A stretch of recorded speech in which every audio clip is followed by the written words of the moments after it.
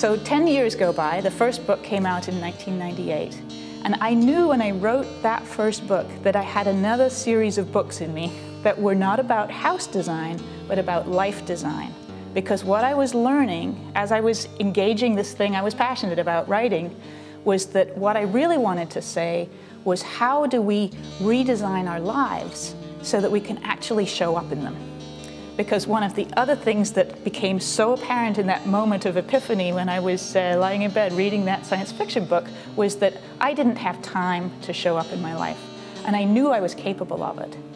So over the course of this 10 years, as I've been sort of projected into a certain kind of stardom, I've had to learn how to stay balanced. And I knew from a very, very early point in that process that that was going to be the challenge. For me, what was to learn was how to stay balanced in the limelight.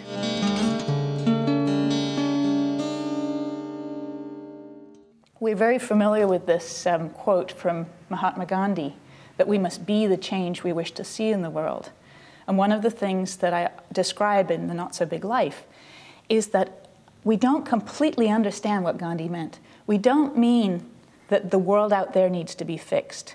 What he meant was that until I can live what I am saying, my words cannot affect you, because you are part of my dreaming. And until I completely understand something and start to live it and integrate it into my life, I can't speak it with clarity.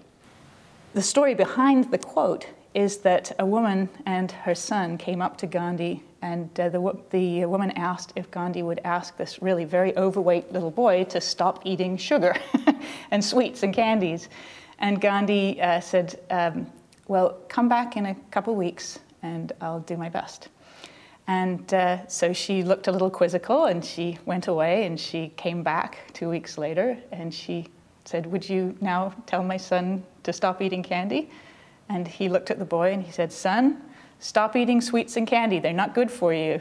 And she looked at him and she said, well, that was wonderful, but why didn't you say it 2 weeks ago? And he said, well, madam, it's because I didn't know if I myself could stop eating sweets and candy.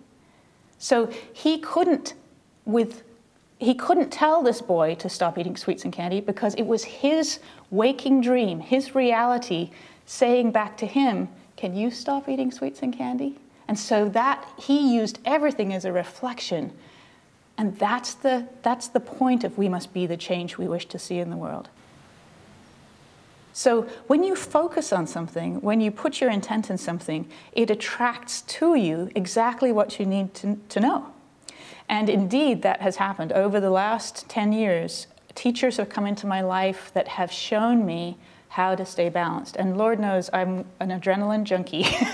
I have, like an awful lot of people today, I'm really addicted to adrenaline. So I have to learn how to not fall into that hole that says, I need more adrenaline, I need more adrenaline. I don't.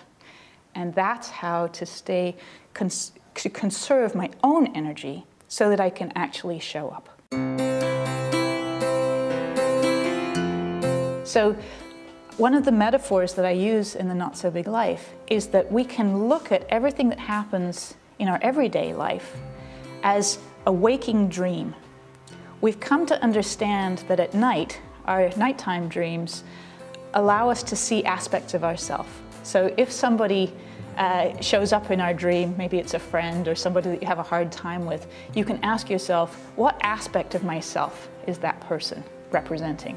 And then you can use it to learn more about yourself and the obstacles in the way of your being in the moment. You're being able to just flow with what's coming through you at any moment. So as we're in the moment and as we are seeing everything that surrounds us as our waking dream, as that which we are seeing stuff reflected about ourselves. So I'm speaking to you. You're part of my dream reflecting me back to me. So I can see this receptivity, and we're having this wonderful conversation because you're really there.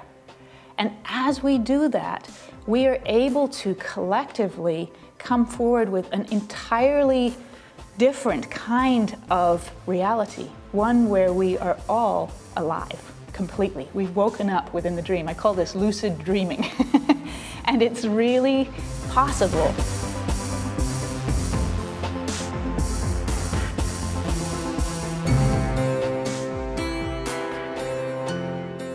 So I often describe that when you start to live a not so big life, where you're seeing literally everything in your reality reflecting you back to you, that's the only place that change can happen.